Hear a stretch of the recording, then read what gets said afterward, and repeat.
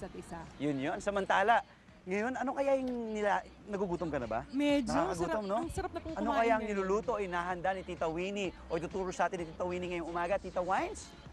Special na special ang ating luto ngayong araw na ito, lemongrass and ginger fillet with stir-fried noodles. Ay, huwag magpanik dahil halos 50 pesos lamang po inyo magagasta. At ito naman po, petso lang ng manok na nilagyan ng luya at saka tanglad. At yung stir-fried noodles, instant pancit canton lang yan.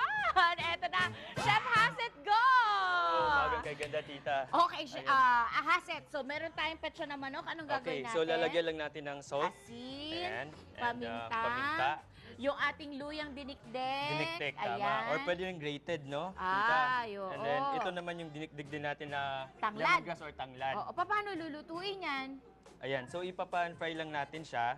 Ay, Okay, ganun lang. tapos lalagyan lang natin ng butter. Yung pan. Ayan. So parang pinapa-pan-grill din talaga.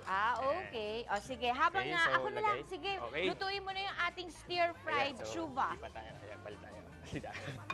Okay, so gigisahin lang natin yung ating noodles, no? So unahin lang natin yung lagyan din ng konting butter. Okay. Butter. And then yung toge natin or bean sprouts, no? Okay. Okay. So babatiin ko lang po pala yung mama ko. Ay, Birthday hello, niya tuloy. Mama. Happy Happy birthday, ma. birthday. I love you po. Ayan. Ayan. Actually, napakadali lang nito, Haset, di ba? Sobrang dali lang. Actually, yung ginamit natin ngayon na noodles, pwede yung instant pancit Sinabi ko canton. nga, Ay, oo, oo, sinabi mo niyo na kasi pala. kanina, instant pancit canton pwede na. Ang nagpapaiba po ng lasa, yung pagbabad natin sa ng petso ng manok sa luya at Luya. saka sa tanglad. Okay, so lulutuin natin ang ating gulay. Gulay. At Tapos ito-toss lang natin siya dito sa ating pancit canton. ayun, tapos ready na. Naku, Ready maraming na. salamat sa iyo, Haset.